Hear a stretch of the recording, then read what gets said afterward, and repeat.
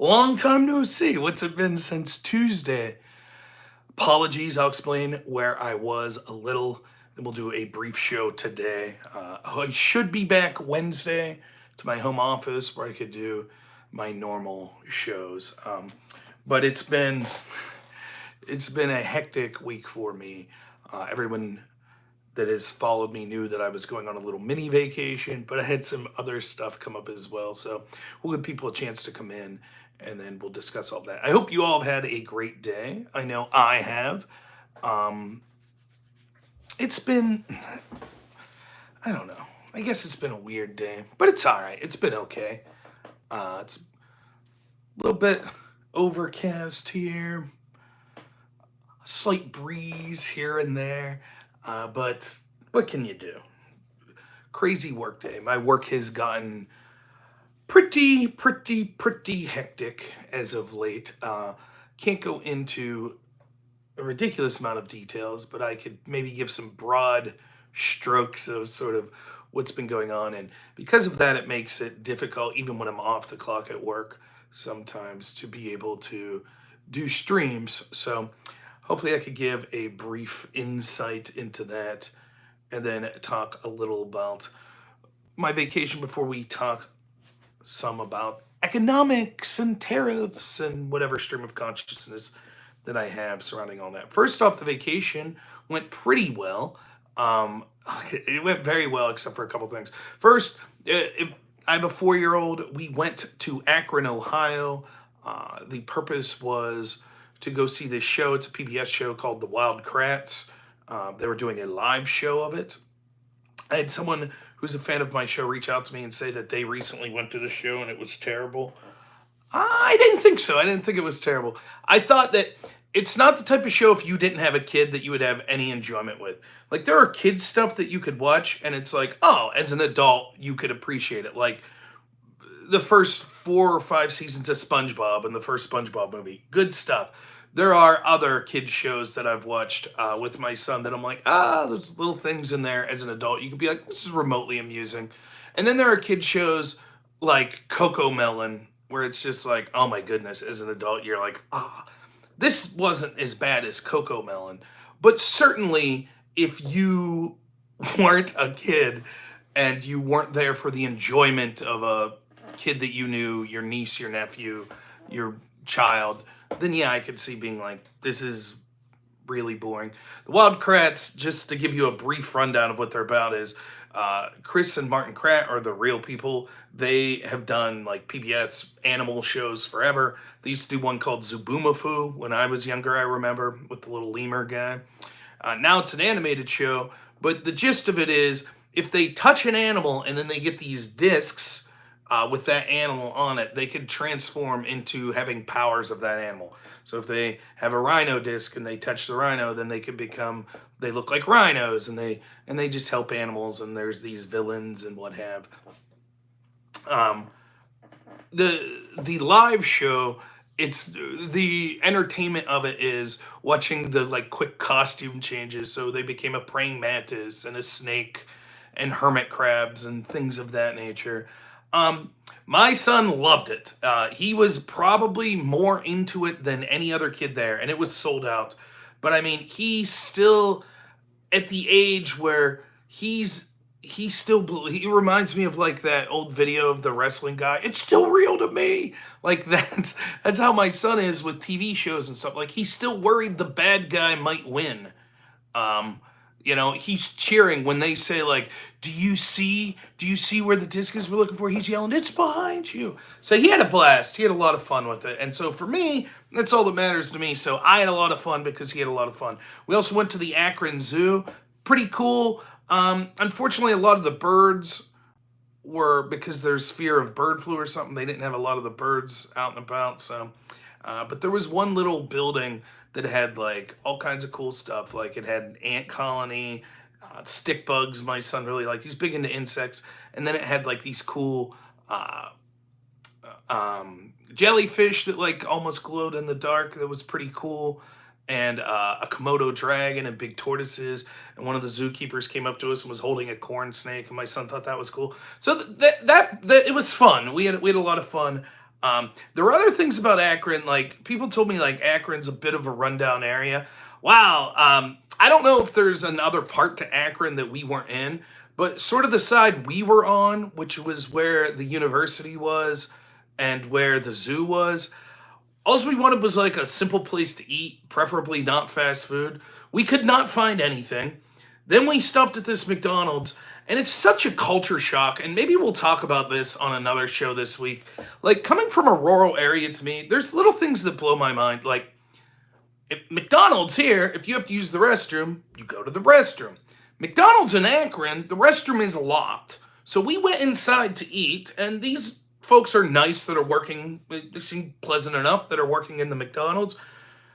I'll bet, I'm not even joking, in the half an hour that we sat there eating, just messing around and what have, 12 people came in to use the restroom. You have to go up to the front desk. Then the manager has to say, you need to produce your receipt proving that you ordered something so that we can unlock the restroom. Half the people didn't have receipts, and so they decided they're going to argue. Well, this is ridiculous. I purchased drive-through and I'm out there parked and I came in to use the restroom and I shouldn't have to go out to my damn car to get the receipt and blah, blah, blah, blah, blah. And I understand why you would institute a policy like that, because you probably have people doing drugs and loitering in your bathroom. So it got to the point where it wasn't sustainable. So now it ruins it for everyone. So I'm sure there were people that probably legitimately were eating in their car on their lunch break and just wanted to go in to use the restroom and didn't think to bring their receipt. But man, it makes me so happy to live in an area like where I live in, where that's not an issue.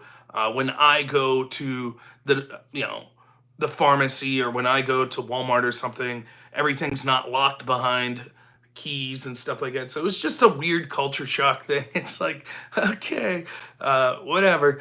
And that was Akron. It's like, to me, I don't know. I don't know anything about the demographics of Akron, the poverty level in Akron, the crime levels, or anything like that. But, to me, it doesn't have a reputation of like inner city Chicago, Detroit, or something like that. But maybe so. I don't know. But that was a little strange. We just couldn't find anything like an Applebee's, a Chipotle, something to sit down and eat. And, all we could find was a Church's Chicken, a McDonald's, and a Rally's Burger that were all in the same little plaza. That was it. Couldn't find any other place to eat. So our hotel was 15 minutes outside Akron, and there was a lot of stuff there. But on the way home, we had to stop and get a quart of oil because my car's burning a little oil. So we went a little detour. It was like add 2 minutes to our trip. As we were pulling into Walmart to get a quart of oil, the car in front of me had something fly off of it, which promptly went into my tire and shredded my front driver's side tire, which was great. So we pull in. Walmart didn't have a tire center, but there was a Sam's Club right beside it that did have a tire center.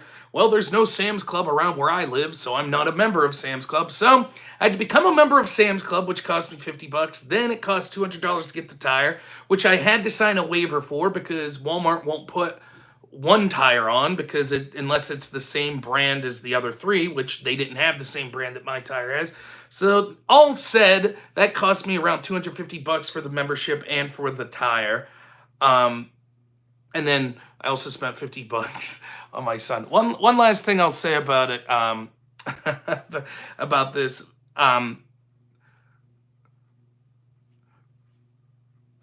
We don't have the only grocery store I have around here. There's like a Comet, there's an Aldi's, and then each of the little towns might have Dollar General or a little like local grocery stores that's like a bigger chain, like Riverside's one of them around here.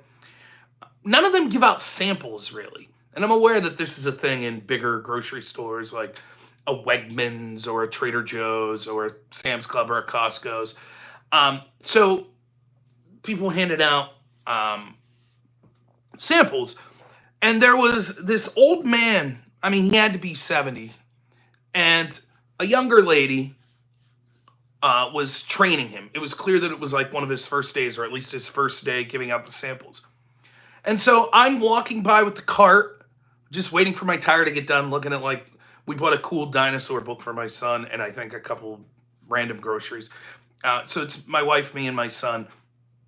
And as I'm walking by, this lady who must be the boss of this older man, and she's maybe 30s, mid 30s maybe. she's giving him the business because he doesn't have the product placed the way it should. The picture needs to be shown, and he's selling meat sticks and animal crackers. He's giving out little samples of. And so you can tell the guy felt bad and he was trying. And I started to think, what's this guy's story? Probably worked a job all of his life and then whatever, through circumstances, etc., finds himself in an economic position where now he's older and he needs to work to supplement his income in an age where you would hope that you would be retired, maybe spending time with your, loved ones. And he's working, handing out samples. And now he's got someone half his age berating him. So I told my wife, I was like, I'll be right back. I gotta go do something. So he swung back around and I walked up and I was like, oh, what are you selling samples of? And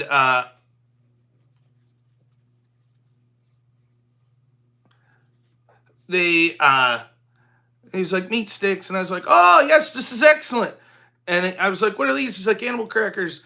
And I was like, Hank, do you want an animal cracker? He's like, no, I like dinosaurs. And the guy's like, oh, it sort of tastes like animal, or it could look like a dinosaur. And so I was like, oh, maybe this one is a dinosaur, and my son ate it. And so I was like, we'll take both of them. We'll purchase the meat sticks and the animal crackers. And the woman who's still standing there, his boss, is like, I hear her as I'm walking away, she's like, wow, good job. And he's like, yeah, setting that stuff up like that really helped. I hope that made that guy's day just a little better, because I was like, good for you, man, out there working. It sucks that you're in that position. You have to work, that you're getting berated. This guy was probably awesome at his job for years and years and years, and now he finds himself having to enter a new career at the age of 70, getting yelled at by people half his age, but he's trying. It didn't strike me as a person that's just like, yeah, whatever, when's the shift end? I'd like to get the hell out of here. Someone who's like trying, a job that he's unfamiliar with. So I hope they made it a little better. I saw the person that said the costume change is quick. Yeah, quick for the set. How long do you think the costume changes at the Wild Kratts lasted? A minute? A minute and a half for the costume change? That's pretty impressive, seeing as what they're putting on. I thought it was pretty quick. To me, that's the sort of thing that I was interested in the show, was like, they turn down the lights and they put a little video on. It's like almost like the Power Rangers powering up or something. They're powering up and then the light, they come back on and now they look like a praying mantis or, whatever. I thought that I was interested in like, oh, there's a staff back there that had to make these costumes and, that are trying to, within a minute and a half, put these on them. Don't accuse me of lying to the audience. Anyways, that story about the old man parlays into what I wanted to talk about today with some of the economic stuff. So unfortunately, because I've been so busy, I didn't really get a chance to do much streaming. I have to be very vague about what I'm about to tell you, but those of you know that I work in home health care. It has been a very trying time at my job here lately with some issues with some of the folks that I work with, and so it's been very stressful for me and twice as stressful for some of the people that I support. So I'm not going to get into details into it, but suffice it to say, sometimes when you work with healthcare with people with disabilities, you can't believe it's such a great job that you're like, you would do it for free at times, though I wouldn't because I need to support my family. But you feel like that sometimes. When it's good, it's very good. But when it's bad, it's very bad. You could have things like physical assaults that occur, law enforcement being involved, terrible medical issues that come up. All sorts of those things, separately or together, can all occur. And it seems like when something happens, there's a snowball effect a lot of times that just makes things crazier, and crazier. And so it was a ridiculously hard week for me last week. And I think that it's likely to continue that way for quite some time. Yeah, I've had clients that have passed away. So it's because of that, I don't know. The costume, you were at a different show than me then, man. The costume change was no chance. It was at most 2 minutes. At most. I don't know what to say. Maybe they were Tired, the show you went to. So that's it. Now let's talk about economics. So Trump's tariff plan comes into effect April 2nd, and he's suggesting these tariffs sort of across the board, basically with every country. And then predictably the stock market starts to go down, and there's this conversation of, well, what does this mean? And people that are freaking out and everything. So I'm just going to stream of consciousness. Sorry, I missed that. Is what I'm going to do. Sort of my thoughts on this. As at the outset, I prefer free trade. I prefer as little government intervention as possible into markets. That also goes with subsidies. My ideal world would be a world where no country's subsidizing, no country has tariffs, no country has sort of other trade barriers erected. And I talked about this in the past. This is one of the things, if you listen to Scott Bessent and them, it's not just tariffs that they're concerned with. They're also concerned with other markers that they blame that they think negatively impacts U.S. businesses from selling to other countries. For example, let's say that their countries don't allow certain dyes in garments, and those dyes are allowed for manufacturers in the United States. Well, then when, the company Fruit of the Loom or whatever in the United States, I don't know if they're based in the United States, but they try to sell to the UK, and the UK says, nope, you use this particular dye, we don't allow that. Those are the sorts of things that are being considered, or maybe automobiles have to have certain added things on that U.S. manufacturers aren't doing, or the way they're making the vehicles don't comply to safety standards or whatever. Those are the sorts of things, and I mentioned this before, it's not just tariffs. The Trump administration considers all of these barriers, rightfully or wrongfully. That's how they're looking at it. And so the idea is, what they're doing is, they're looking at it as just this zero sum. We think that the United States, with pretty much every country, should be importing and exporting near similar amounts to them. And I've heard Scott Bessent talk about this on Tucker Carlson's show, that they've identified that one of the major problems with our country is that we went from post-World War II to investing in all of these countries around the world. So we were investing in those countries, to now the rest of the world has heavily invested in the United States. So we have gone from investing around the world to we're basically being owned through all of these other countries that are investing in the United States. And so they see that this isn't sustainable for all sorts of reasons, which we can get into. And so radical change needs to occur. I agree with them. It's not sustainable. And we'll get to that. So that's the gist of what they're coming from. So it's not just tariffs. And a lot of people, and I think rightfully so, this is area of criticism that's legitimate. It seems as if when Trump's team puts out this is how much they're tariffing us, or their trade barriers to us, we're going to put reciprocal tariffs on that are half that. So Vietnam's tariffing products at 90%, so we'll tariff them at 45%. See, that's half. But I think the way they got those numbers is what the trade deficit is. And so the deficit with Vietnam is basically they sell, when you take imports, exports, 90% exports to the United States over the imports. So we're considering that, the Trump administration is considering at 90%. I don't know that that's necessarily the best way to go about it, but we'll talk about that in a second. My ideal world would be that, yes, we would remove trade barriers and allow a more naturalistic flow that went with this. The problem is, you're not starting from a blank slate. That's the problem. One, there are countries that legitimately have blatant trade tariffs and other trade barriers up against the United States. Many of those countries are our allies, allegedly. So that's number one. Number two, even without that, you have to look at each country starting from a place right now. And if where your country's at is a place that needs to radically change, or else your economy is doomed in the future, then you need to start taking actions to ensure that doesn't occur. Historically, the way most of the time that sort of thing happens is military intervention, which of course I don't want to see and I hope no one wants to see. But that was sort of traditionally what happened. If your country was struggling economically and you had military might, then you used that military might to reap the benefits of resources that other countries had. Clearly, there were also trade disputes and things like that happening. This isn't a hot war, this is a trade war that we're talking about occurring.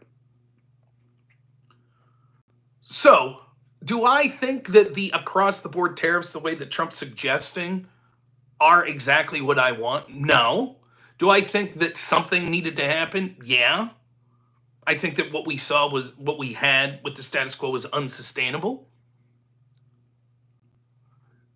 I also think that a lot of what's occurring is, like I said previously, I had criticisms with the specific fentanyl tariffs on Canada and Mexico. And my specific criticism there was, what are the sort of bright line that you're looking for? It's very similar to what I've talked about with the deportations of certain peoples. Like, let's just, like, if Trump's team came out and said, this is exactly what we're looking for from Canada.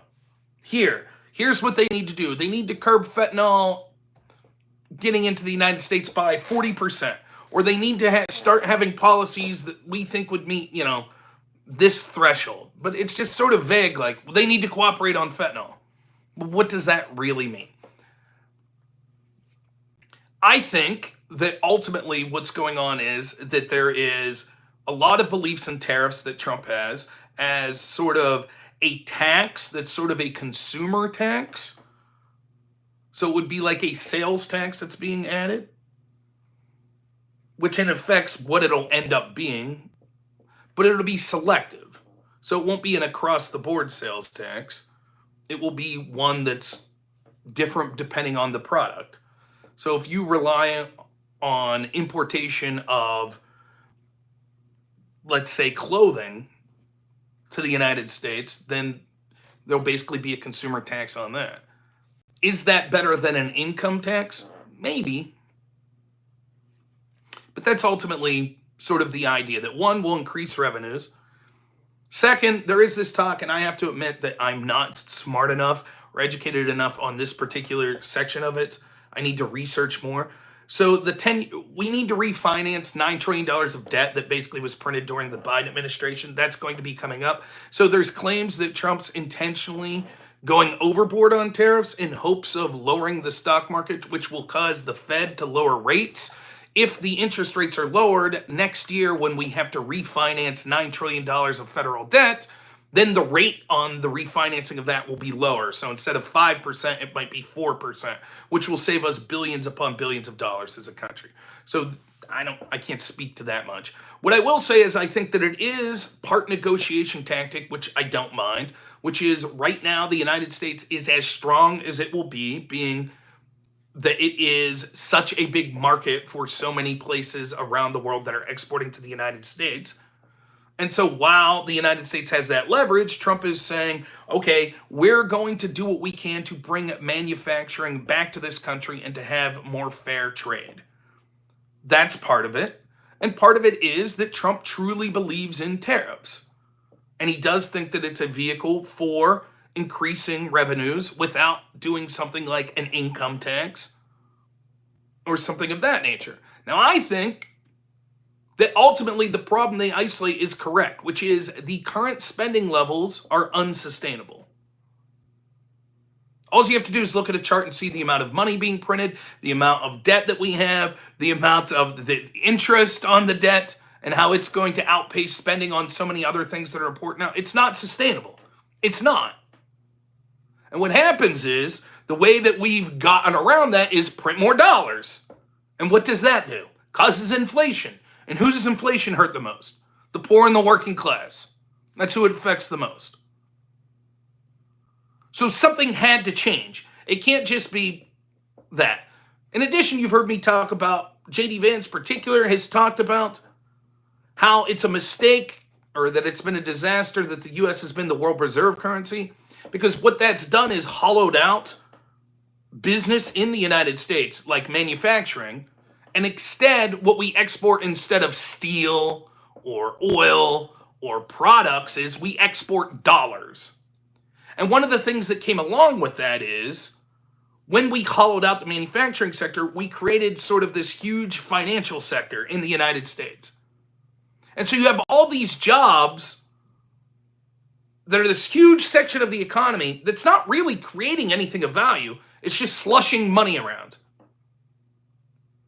But that's where you go if you want to get wealthy. It's easier to get a job in finance and become a millionaire than become an engineer and create something worthwhile and get a job and become a millionaire.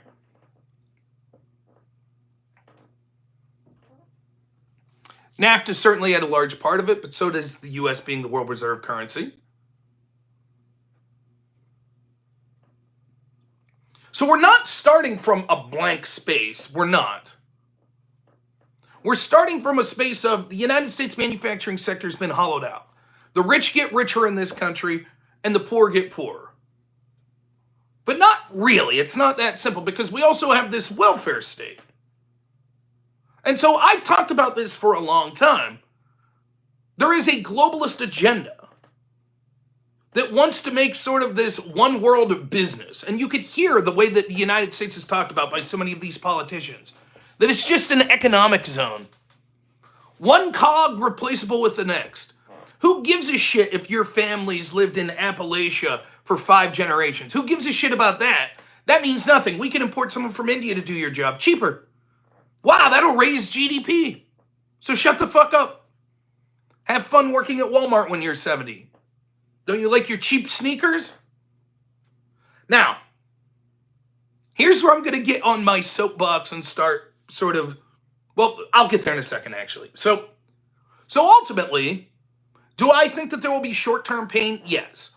I wanted to vote for Ron Paul in 2008. Ron Paul admitted straight up, the problem is we're spending too much. So what's that mean? If you spend more than you have this month, then next month you have to spend less than you made. If you spend 25% over what you made this month, at some point you're going to have to spend less. Not just 100%, everything I made, I spent. You're going to have to spend less than 100%. Ron Paul basically ran on, there's going to be economic pain. We need to cut spending. That's what he ran on. It's not popular. No one runs on that. What's the number one expense that we have in the United States that our federal government spends money on? Does anyone know? What's number one?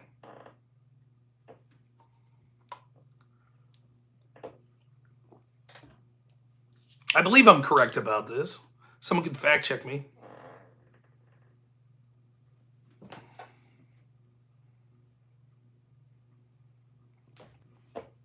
It's not the military, not security.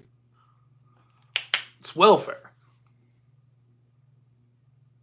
Entitlements. That's what it is. They ain't going to cut that. You can't cut it because you won't win an election.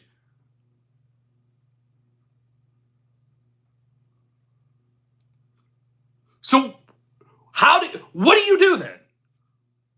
If you're not going to cut the spending, which Republicans won't do, they will not do. Well, you have something like Doge that tries to get rid of waste and fraud. Okay, that's good. But that's not going to cut all the spending you need. Who's going to run on, we got to cut Medicare, we got to cut Medicaid, we got to cut Social Security? Yeah, Social Security is a separate budget, you're right. But welfare benefits. And Social Security will be bankrupt within 2035 or... So that money is going to come out of other government pools of money like always. The point is the course that we were on is not sustainable just from a strictly debt standpoint. But then it's not sustainable in a second way, which is the United States doesn't make anything. The United States is basically just selling dollars to the world. And eventually, that shit ain't gonna fly. And we may already be there. It may already be too late. So what happens is we have these geopolitical rivals that you can't blame them for wanting to be economically superior and do as much for their people as possible, like China. But I know. China doesn't give a shit about their people, blah, blah, blah. Whatever. That's probably true, just like our politicians don't give a shit about our people. But they give a shit about some constituent body, even if it's just the oligarchs in China. Big businesses don't give a shit about the people of the United States. They care about their bottom line. There's no national brand loyalty for a company like Nike or Microsoft. They don't give a shit. That's why they want interchangeable economic cogs.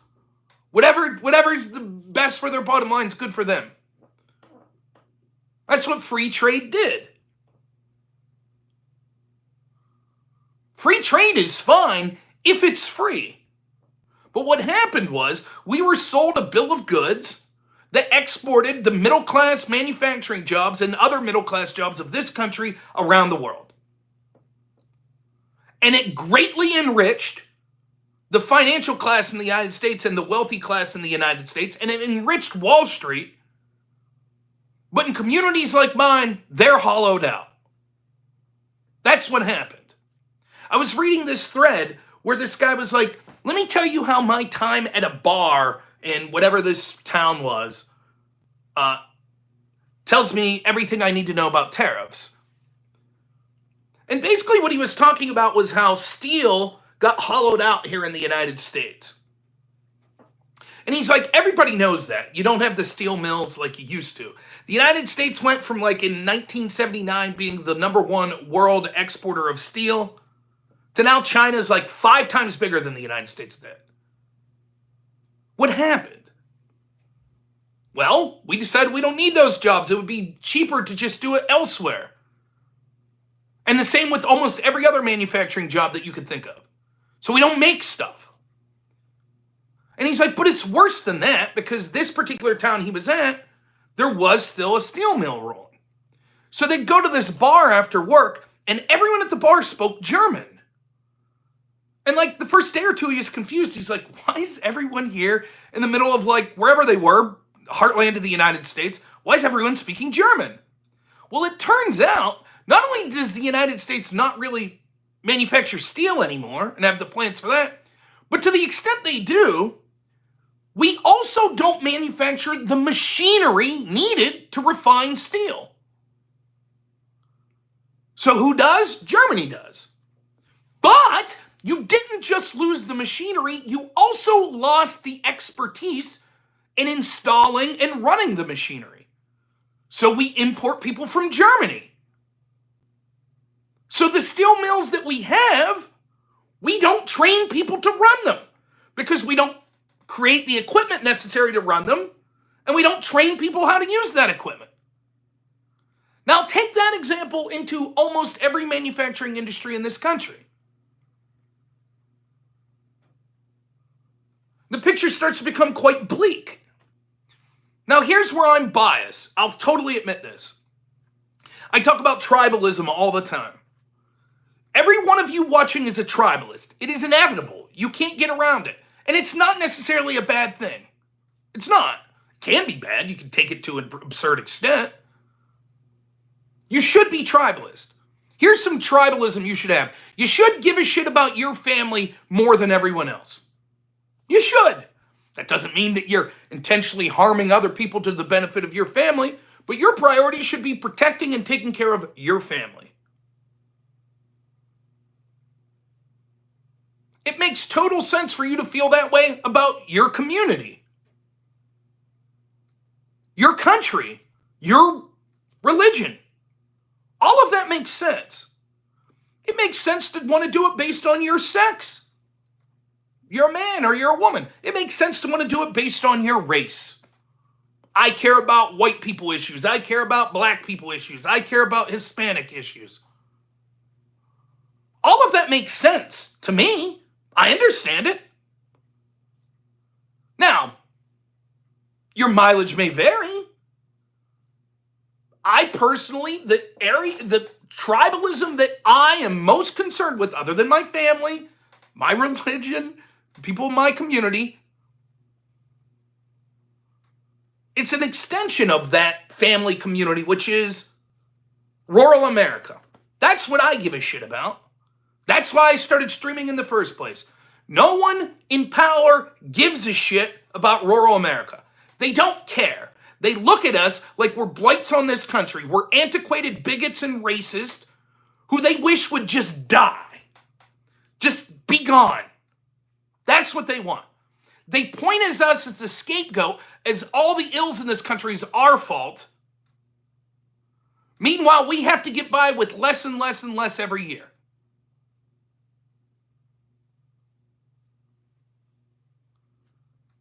I'm not saying if you're in the inner city or you're in suburbia that you don't have unique challenges. I guarantee that you do. Many of those challenges might look horrific to me, like having to have your bathrooms locked up in public areas. That's like I talked about at the beginning of this. Rampant violent crime, drug use on the streets, etc. It's not that I don't care about those problems, I do. But there are many people from those communities that are seeking to have those problems addressed, and at least there's a national conversation about it. But up until people like J.D. Vance or Trump, what was the national conversation amongst rural America? What was it?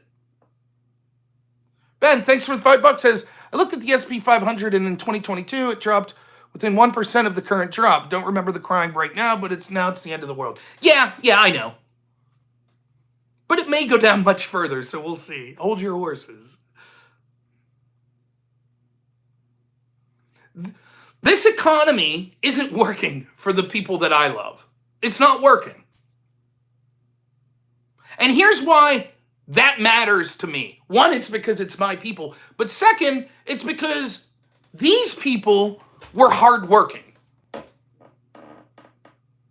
This isn't a group of people that was like, well, we just want government money. Just give us government money.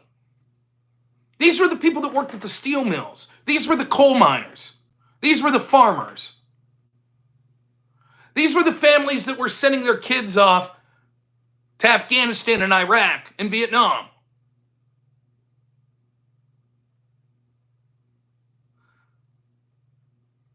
I remember the first real job I had.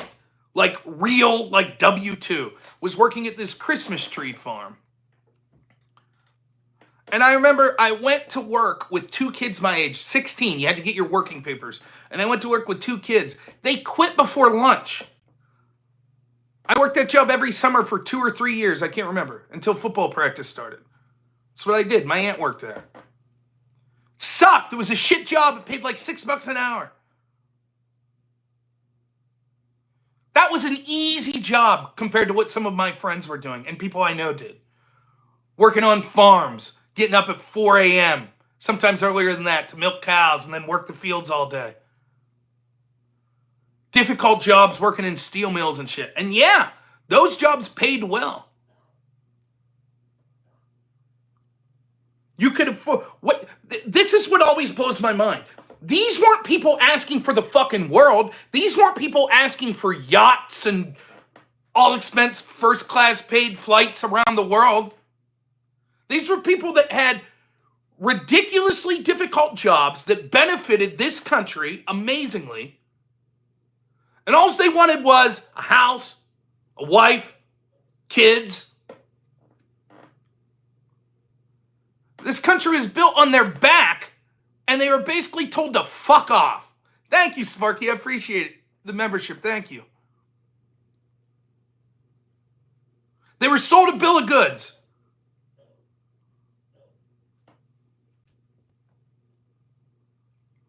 The head of the county I live in, the town that's the head of it, where the courthouse is.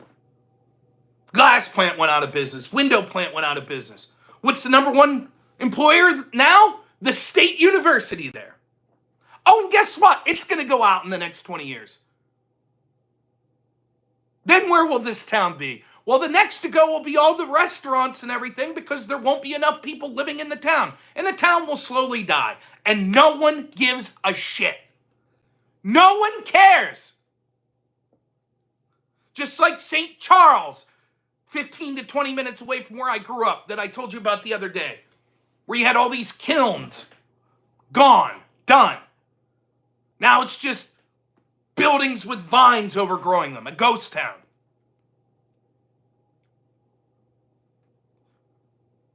Alcoholism, drug use, through the roof. I think the average household income where I'm at is like $30,000.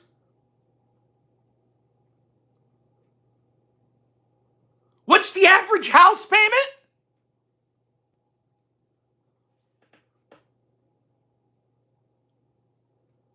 And what's the message for those people? You want to know a lot of the people that are successful around here? You want to know what they do? They get disability. They get welfare of some form. That's what they do.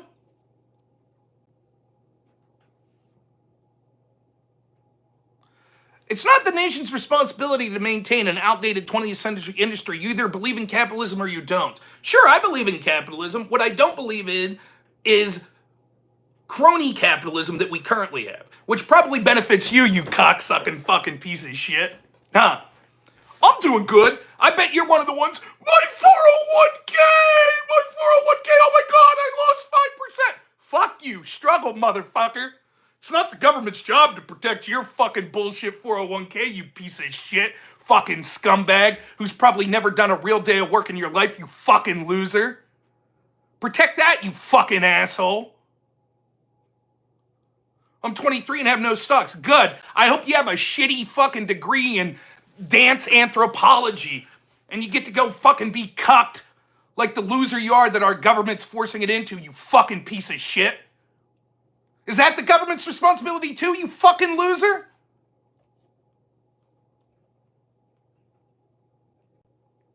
I'm not saying that the government should have had to protect steel because that was their job. Is steel still important to the United States? Oh, it is!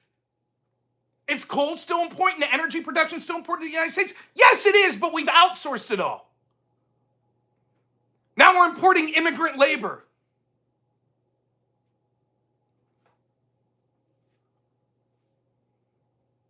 Hi, you live in rural America, tough shit, buddy. That's the world, it's moving on. Oh my god, the stocks went down. I'll only be able to take 3 vacations this year. Fuck you. And the people like you. I understand you're a loser in this system as well.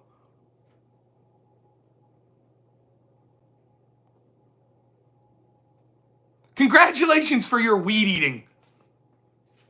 You did it, bro. What's your major?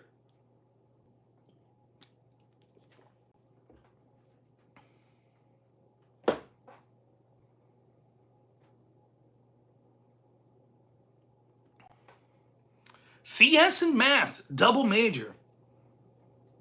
What's CS?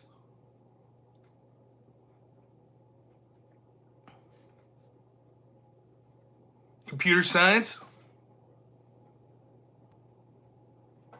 I hope AI takes your job, fuckface. That'll teach you.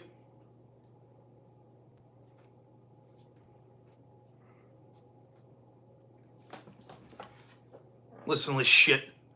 The government doesn't have to protect your way of life. No one says it did. It hollowed it out intentionally. That's what it did. And I'm tired of smug assholes like you.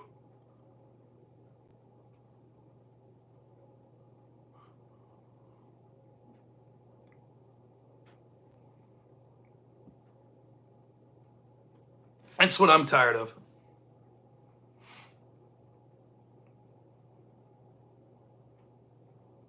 Yeah, that's what I hope happens. I hope Jake loses his job to someone from the third world that does his job for fucking... Hey, it's not the government's job to fucking protect, right? Right? Am I right, Jake? If that's what happens to you, I hope that someday you get your dream job and then 6 months later you're forced to train the immigrant that'll do the job for 1/5 what you're doing. And you'll say, hey, that's life. I'll go back to weed eating. Don't want to hear no fucking complaints about, I didn't get what I thought I was promised. Now I owe these outrageous student loans. Fuck you, buddy. Pay him up. Corey Barton for $2 says, did you see Conor versus Fabian debate? I did not see it yet. Am I okay? Yeah, I'm fine.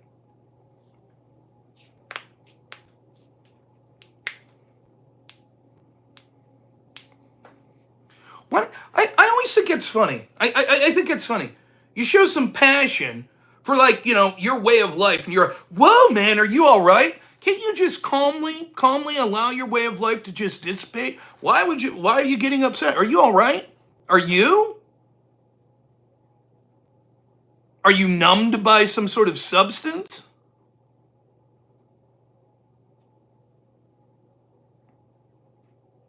It was the reaction I got a lot during COVID when I was correct about everything I said there, about how tyrannical it was and what a disaster it would be for the country. People say, whoa, why are you so upset? Whoa, calm down, relax. 15 days to slow the spread. Why are you upset, man? Why aren't you?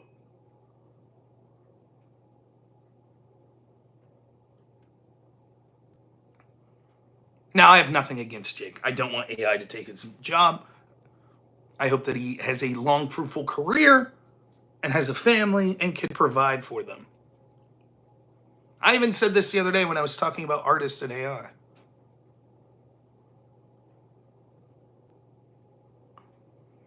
I feel bad anytime someone loses their job, even if they don't give a shit about me. I still feel bad about that.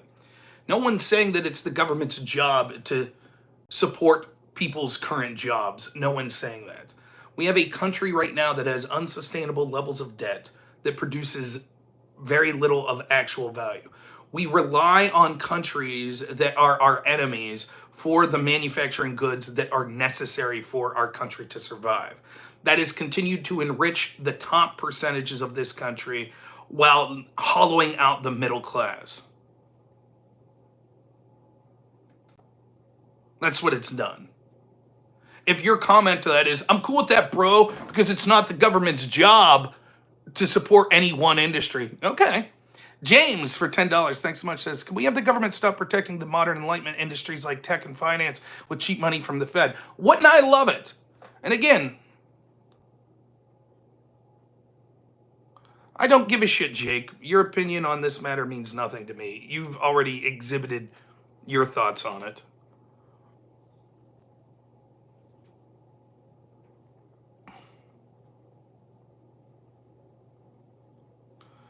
I articulated that the ideal situation to me would be no trade barriers, every country producing things that was good for them, the United States not relying on a fiat currency, and its number one export being dollars, that fiat currency, and debt. That's what I would prefer, but how do we get there? I'd prefer our allies not take advantage of us. I'd prefer the United States not be the world police and let the rest of the world pay for their own defense. I'd prefer them not erect trade barriers to the United States and then freak out when the United States decides that they're going to do similar things back to them. That would be my preference.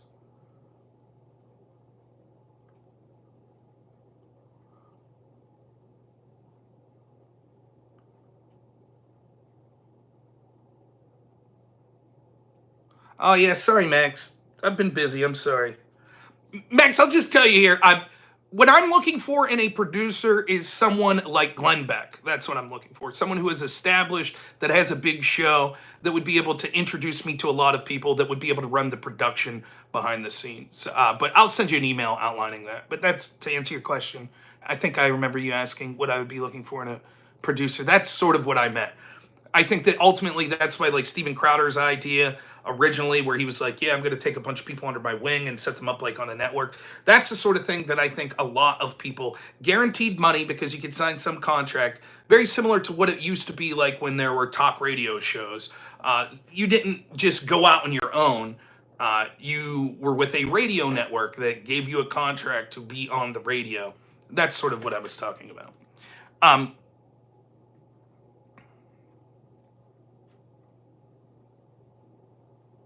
I'm I'm sick and tired of all of these voices that have their issues heard.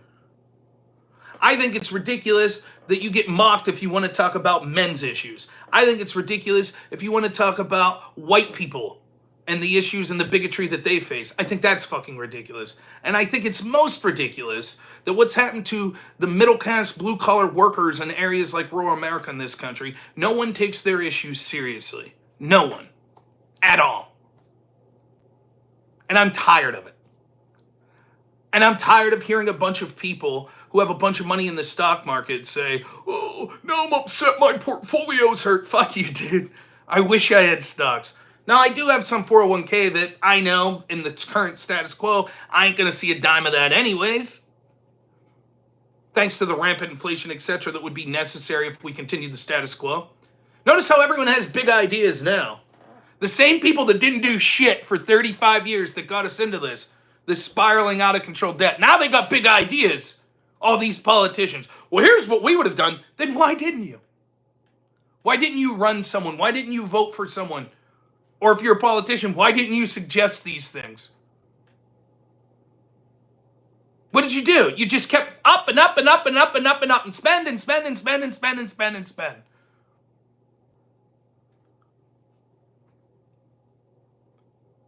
Isn't it funny watching the left become what they have now? Right? Eat the rich, they said. Oh my God, the stock market went down.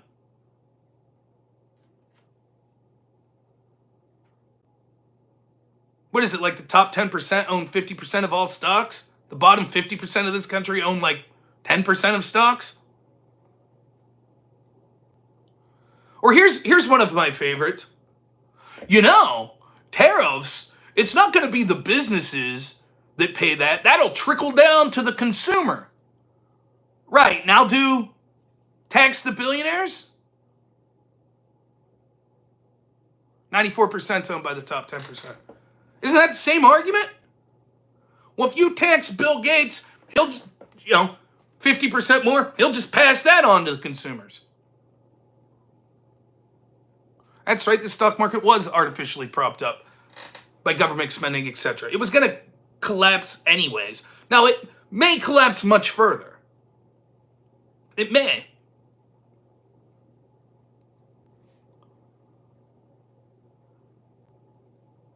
I'm going to tell you this. I don't know that Trump's strategy will work. Trump's strategy may make things worse. Even though I'm advocating for people in rural America, I don't want to see, despite what I was saying to Jake there, yelling, being frustrated, I don't want to see other Americans suffer. Now, any economic policy is going to have winners and losers. But I want to see the United States do well overall, not just people in my community. I don't know. This may make things worse, not just for people in my community, but it may make things worse for people all over the United States. It very well could. For me, and this is a crucial point, I think that Trump's strategy can work if it's given enough time.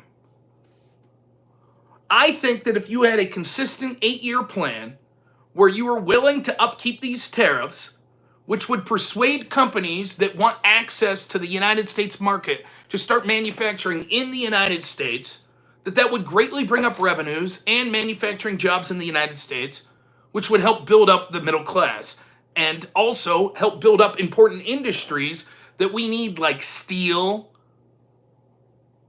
textiles, other things, like medicine production, that we're relying on countries, including countries that we're supposedly adversaries with, like China. Bullets.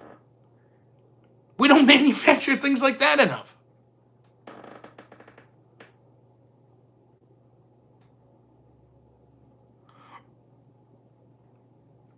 But here's why, ultimately, I think Trump's plan will not succeed.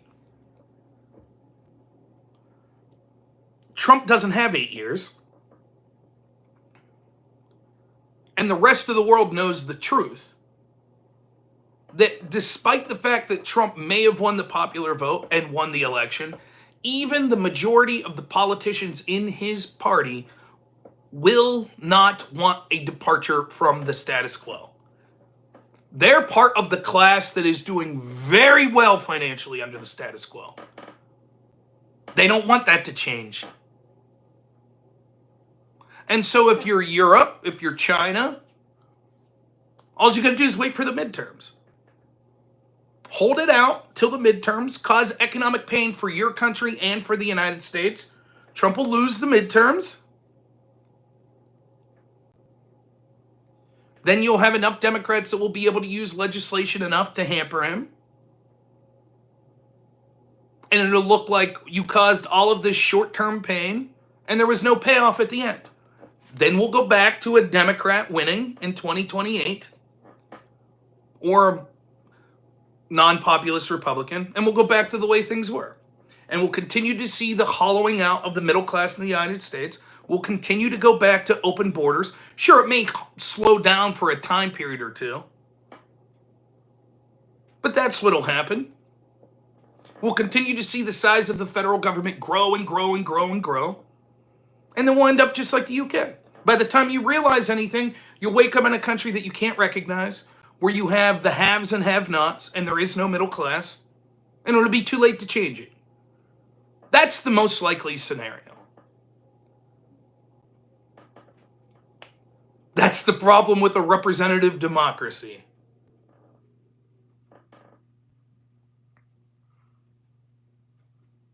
These policies will not be enshrined that Trump is offering.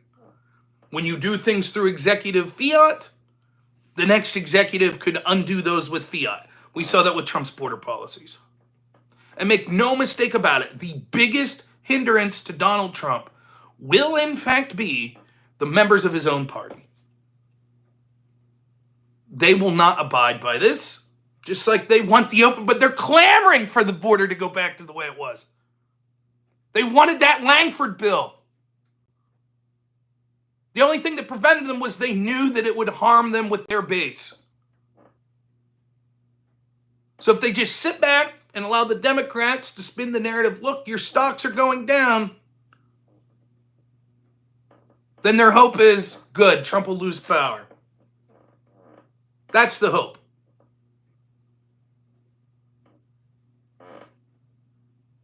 Now, it still could work. The best thing that could occur to have this have a chance of working would be 3 to 6 months of short-term pain.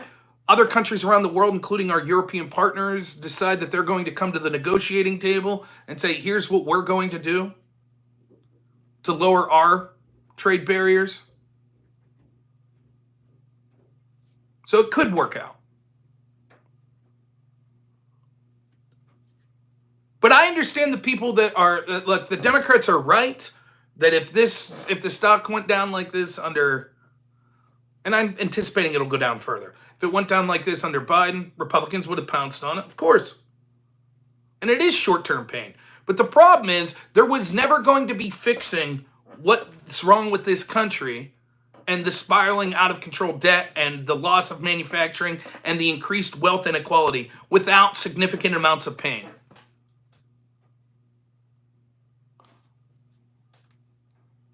Okay, Jake, you want free trade with Europe. Okay, let's do it then. Okay, Jake, so which president did you vote for free trade for Europe? Can you tell me?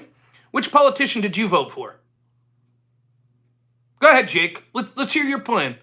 Jake says, oh, you want free trade with Europe. Let's hear it then. Go for it. Go ahead. Who did you vote for, Jake? You voted for Kamala? Okay.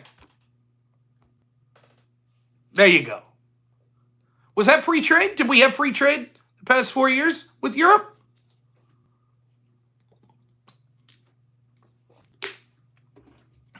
Free trade to these people is, we're perfectly fine with Europe tariffing us whatever we want. Europe's about to fine, what is it, $1 billion? They're going to fine U.S. tech social media companies? That's what's coming up in like a week or two, because they don't censor disinformation. Jake says, yep, that's free trade. That's what we want, free trade.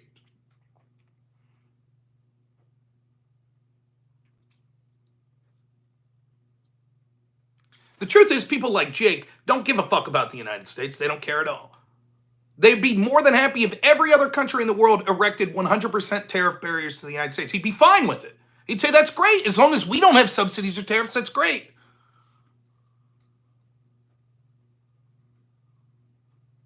No, you don't. You voted for Kamala Harris?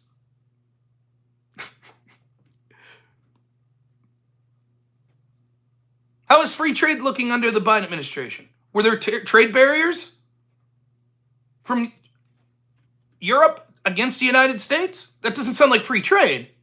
What's your solution to end those trade barriers? What is it? You voted for Kamala. Can you tell me what her solution was? I never actually heard her say, so can you tell me what her policy was? What was Kamala Harris's policy to get Europe to lower their trade barriers? Go ahead.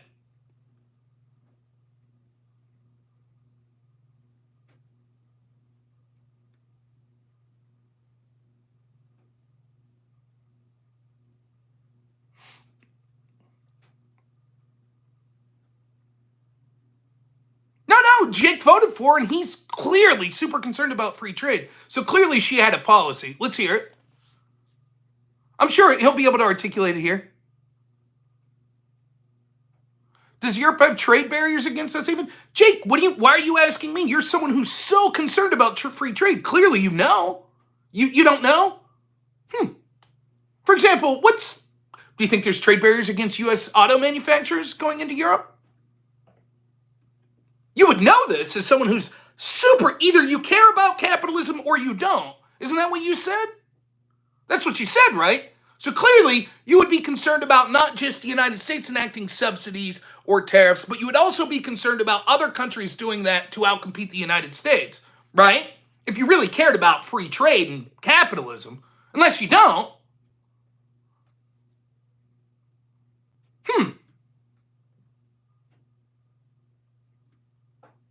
That's odd. You're so passionate about the issue, and yet you have no clue. So assuming that you don't know everything, and there are trade barriers in Europe to the United States, what's your plan? Right, I don't care if other people have there you go. There you go. I don't care if other countries have tariffs. How's that free trade then? Josh Stroven, thanks so much for the $5, says, I think Jake watches too much Harry Sisson. Regrettable. So if the rest of the world tariffs, if every country in the world says, we're going to put a 100% tariff on every United States export, you'd say, that doesn't bother me at all. No problem. They're only hurting themselves. What do you think happens to businesses that want to create in the United States then? They'd say, yeah, we're not going to produce in the United States. We're just going to go where there's cheaper labor, where there's not tariffs, and we'll put our dealership, or we'll put our manufacturing there. And you said, that's fine. That's free trade. No problem.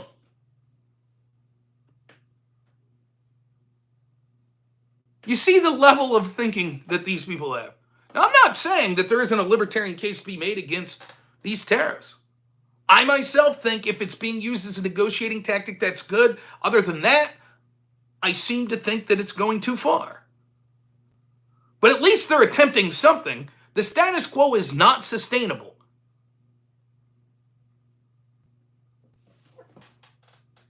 I've already explained Priam Saharia, you fucking dolt, of what's going on, that the Trump's team used a simple equation of the trade imbalances and viewed that as the percentage of protectionist barriers and decided that they then were going to try to equal that out. It's not something that I necessarily agree with. I think that they're doing that as an initial salvo to show the rest of the world that we're serious, that will hopefully result in countries coming to the table, having a negotiation with the United States to lower barriers, to agree to purchase United States products, etc., etc.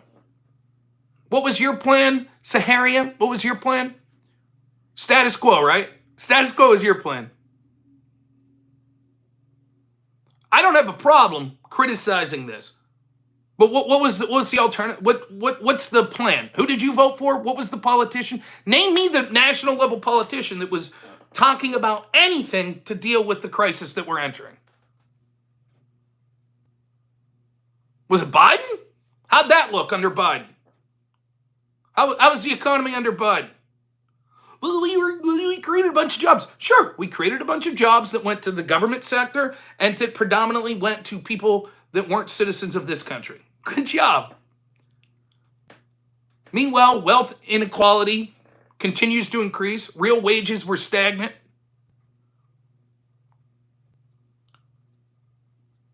Young people now, talk to them. I can't afford a house.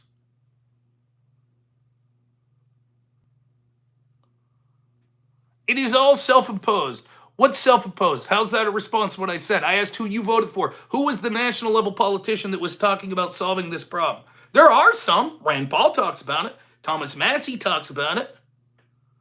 They want to cut spending. I agree. That's probably what we should do. But there's not enough national will to do it.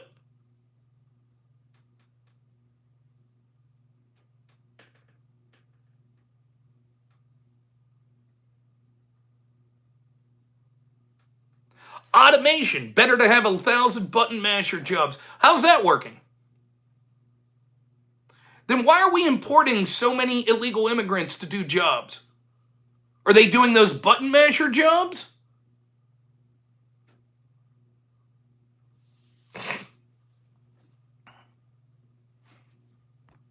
Reread.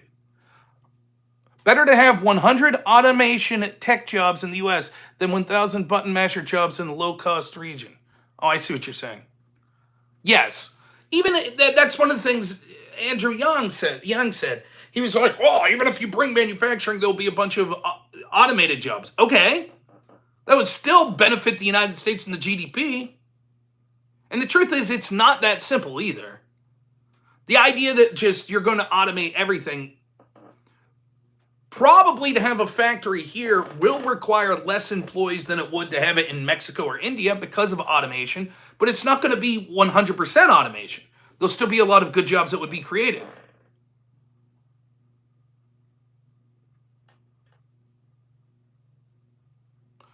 Semiconductor with overhead hoist, yeah.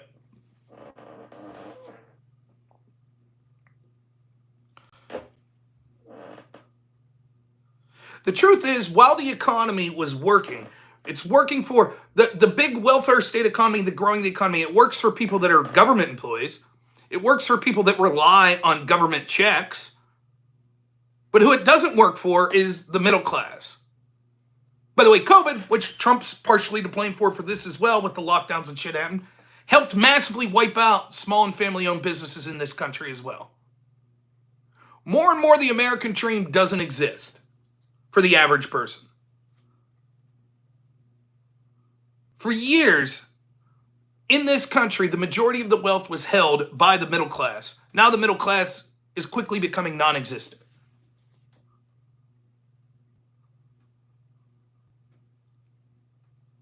And no one gives a shit.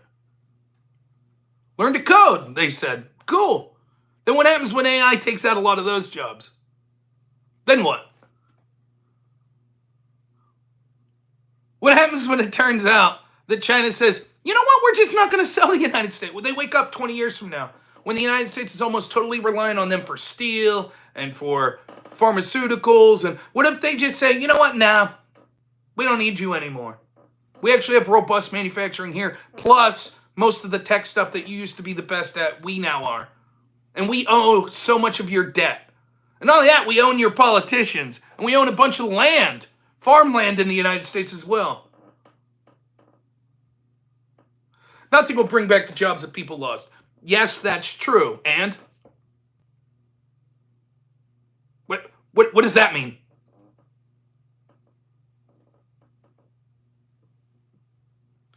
It's just giving false or belief. Yes, the exact job that was lost will not be replaced. If you worked at Smucker's peanut butter factory operating a particular press, then there's a solid chance that that specific job won't come back. Yep, and doesn't mean that other manufacturing jobs can't come back.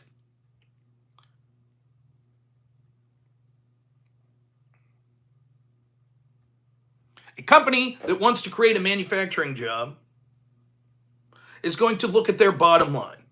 If 80% of the things that they're creating are going to be sold in the United States, and it's cheaper to pay employees in India to make that product, and then the cost of shipping still makes it more profitable to ship it to the United States, then they're going to create that factory in India. If there's a 20% tariff on that coming across, where now it no longer becomes profitable, then they'll create that job in the United States.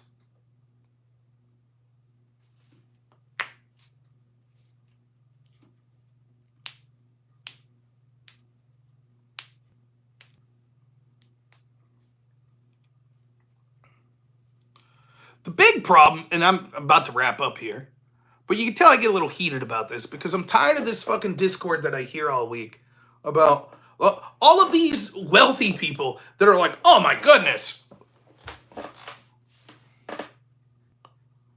Yes, of course, Pelosi talked about tariffs being good. Bernie talked about it. Chuck Schumer talked about it.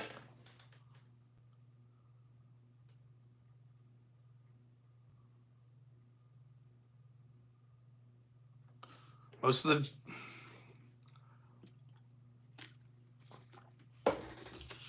Okay, let's run this through. I don't agree with you that most of the jobs are being replaced by automation, but let's assume that's true. Then that automation cost would be very similar in the United States as to other countries. In fact, it may even be cheaper here because automation will be easier to get in the United States than a place like Mexico. So if you don't have to have the lower cost of paying the employee in a country like Mexico, where you could pay someone $1 an hour, whereas in the United States you'd have to pay them $20 an hour. If all of that's wiped out by automation and everything else is equal, and you could either, one, have a company that's based in the United States, or second, a company that's based in Mexico, you're probably going to prefer, as a business owner, the United States because it would be cheaper for shipping costs to actually be in the area where the biggest market is. Secondly, if there's tariffs that further provides the incentive that you need access to the U.S. market, then you would definitely move your company to the United States. You might say, well, that doesn't matter because it wouldn't create jobs, but it would still increase the wealth of the United States because that will be jobs that will be, or that will be businesses that will be run here in the United States that will be taxed and benefiting the economy of here of the United States. So what's the downside to tariffs in your world then?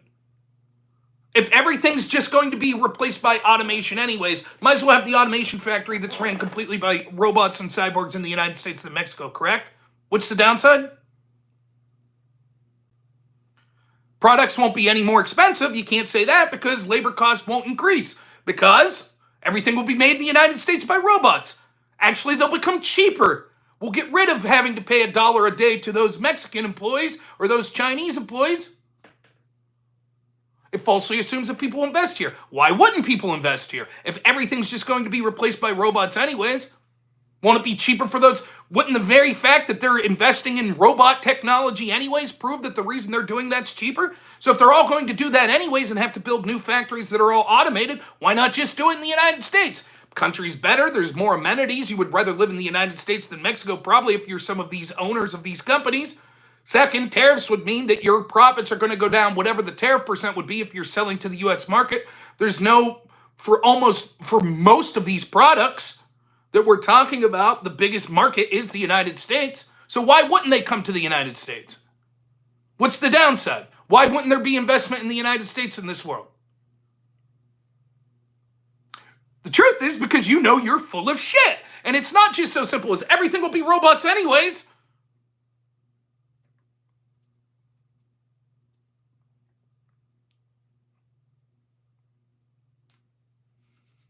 But I'm sick and tired of hearing wealthy people complain about that didn't give a shit about areas of the country like mine.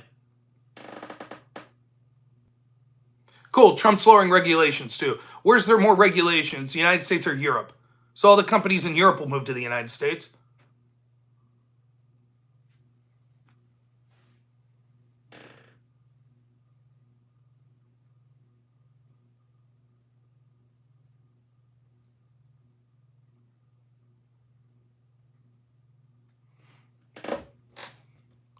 I'm just tired of all these people. I'm tired of the same people, the Bill Clintons of the world that told us how NAFTA would be great for middle America, and that turned out to be a disaster. And all the academics, and how that turned out to be a disaster. And all the people that told us that mass migration was going to be good for everyone, and that turned out to be a disaster. And all the people in Wall Street that said, trust us, bro. And all the people that where a person can't afford a house anymore, a young person can't afford a house. But oh man, if housing prices decline, that would be a disaster for the wealthy people that have invested in owning 10 properties. Yeah, it'd be a shame if a young up-and-coming family could afford a home.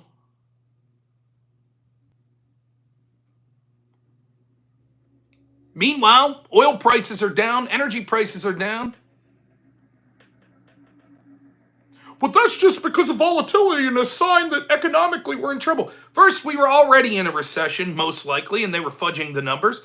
But even if you don't believe that, so if part of the recession was going to come anyways, and even if it's exacerbated by the policies of Trump, oil prices being lower would still be a good thing for people at the lowest end of the socioeconomic status, because it means that your product prices are likely to go down.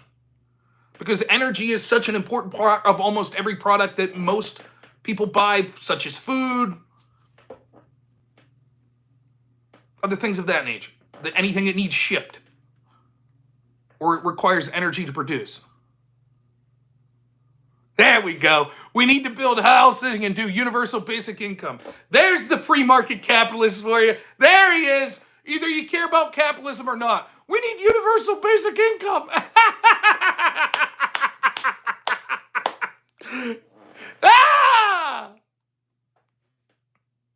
I'm a sock dem. There you go. There's the guy. It's just like the atheist pitching, as a Christian, don't you have to believe X? Or are you a capitalist or not? I'm a sock dem. We had the sock dem experience. We had massive government control. We continue to have it of our economy. The biggest experiment was COVID. The government, the central planners told us we're going to lock everyone down. And then they said, then we're going to send checks to everyone. And we increased the money supply by 50%. How'd that work out? How'd that work, sock dem? Pretty good, right?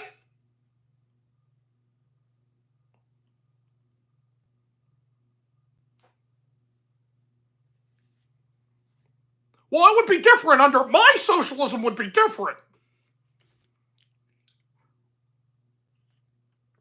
This dude argued with me the whole time about pro-capitalism and trade barriers being a bad thing. He's a socialist. No wonder he didn't give a shit about trade barriers in Europe.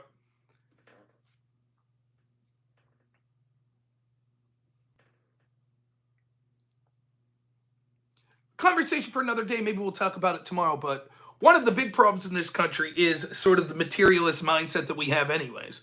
We need to get back to actually prioritizing things like family, cultural values. But it's a conversation for another day. So no offense to Jake or anyone else. I know I get fired up about this stuff, but I wish you no ill. Hopefully we don't get to live further under your bullshit system that Kamala Harris wanted, which will negatively impact us all. I think there is a lot of criticism that you could make with the way that Trump's doing this. Ultimately, he's taking a big swing. I predict that it won't work because I think that it potentially could work, but it'll take more time and it'll be self-sabotaged, including by people in his own party. And so I think the rest of the world will understand they only have to hold out. If they just hold out, inevitably elections in the United States will turn the table to people not being willing to accept short-term pain, which will force it to go back, which means that we won't have enough time to get to the manufacturing benefits that Trump's team would have wanted. But at least they're trying something. And that's different than any other president that I've had in my lifetime. That has just continued the status quo, the massive spending, the debt spiraling out of control, the hollowing out of the middle class of this country, and of our national identity. And so I applaud them for trying something. I hope that I'm wrong. I hope that it is something that ends up being successful. I don't think in theory that it is the worst idea in the world. Hopefully it's used as a negotiation tactic. We have it there for a handful of months. The rest of the world sees that Trump's serious and is willing to accept short-term pain, that he's basically a lame duck president and is like, I don't give a shit, we'll ride this out for 4 years. And so they come to the table and we have more more sensible sort of policy. I'll listen to Casimir bitch about this because Casimir's a fucking principled person who despises government intervention. But I'm not going to listen to fucking people that were more than happy to continue the status quo that isn't just the natural ebb and flow of free markets picking winners and losers. It's the government and crony capitalism picking winners and losers, and it's happened to fuck over the people that I care most about. So I don't give a fuck that those people raise objections about government intervention. Those people could fuck off. The people that really are free market people, them I'll listen to. I understand in a free market system, inevitably, there are people whose careers will be lost because of the natural progression of sort of technology and the interest of people and the necessities of people changing as time goes on. Carriage makers were outdone by the automobile. I get that. I don't expect that everyone that worked on a farm here 30 years ago should be entitled to work on a farm now.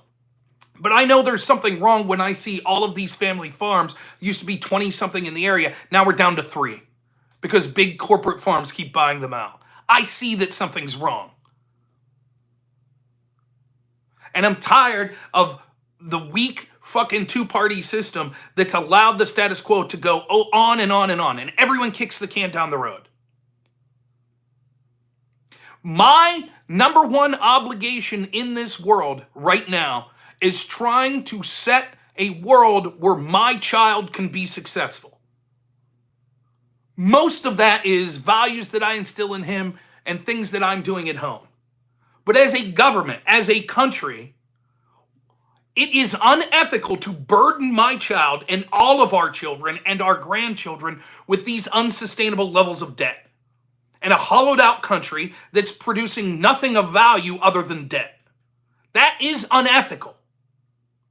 And I'm tired of the people that were happy with that because, well, hey, as long as my 401k is going up, as long as I'm getting more and more money, good for me.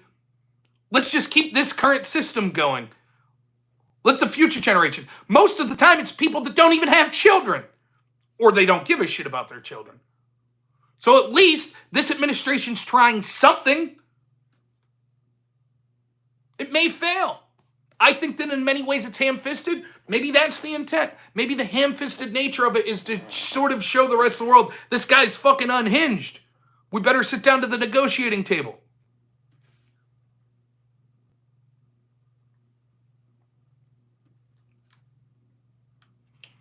But all high-minded conversations about economic theory, government theory, and all that aside, I know the people I love most in this world, other than my family, are the people in my community. And I'm tired of seeing them getting fucking shit on. And I'm tired of them being told, shut up, your time has passed.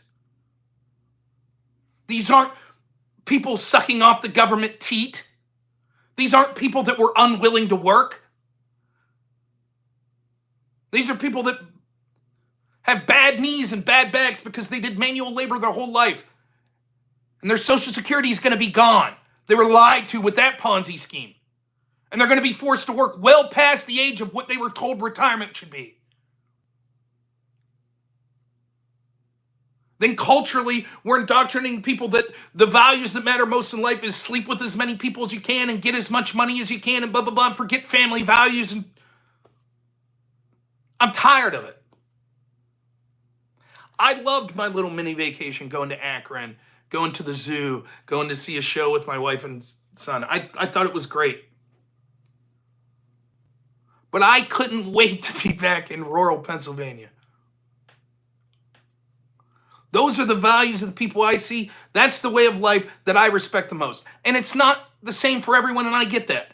And I get that the government shouldn't be obligated to make sure this way of life is the primary. I'm not saying any of that. But what the government did was build itself up on the backs of these people and then screw them over.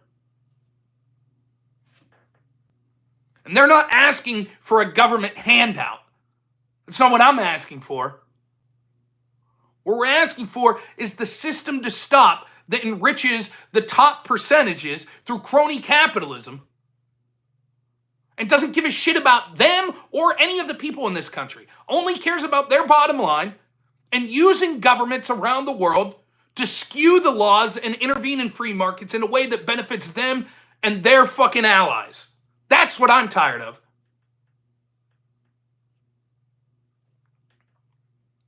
I might not be the most knowledgeable on economic theory, but but I see it. Crony corporatism, that's a better term for it. I see it every day.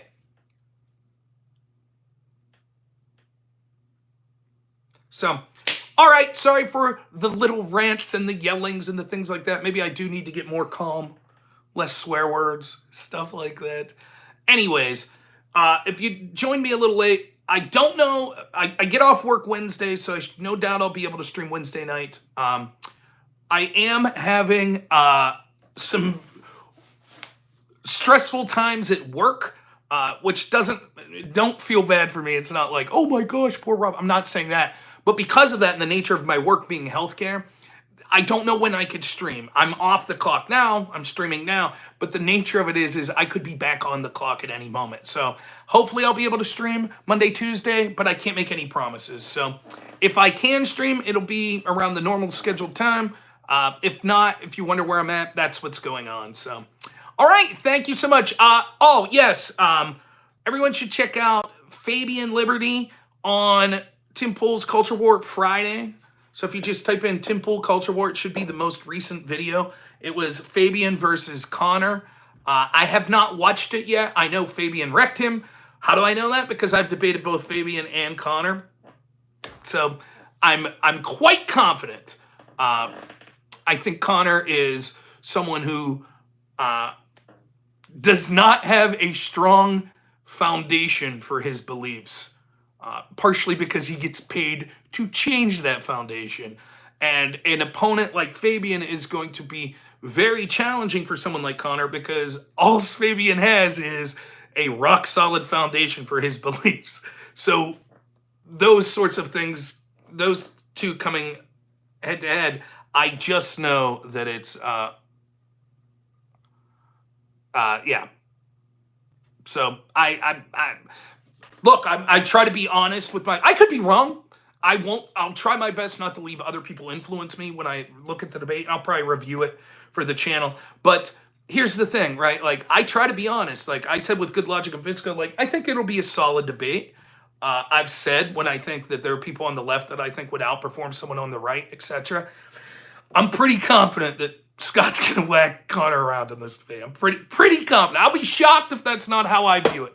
Now, granted, I'm biased, but that's just how I view it. So, all right, thanks, everyone, for listening to me rant and everything tonight. Enjoy your day. Hopefully, I get to see you tomorrow evening. And as always, have a good one.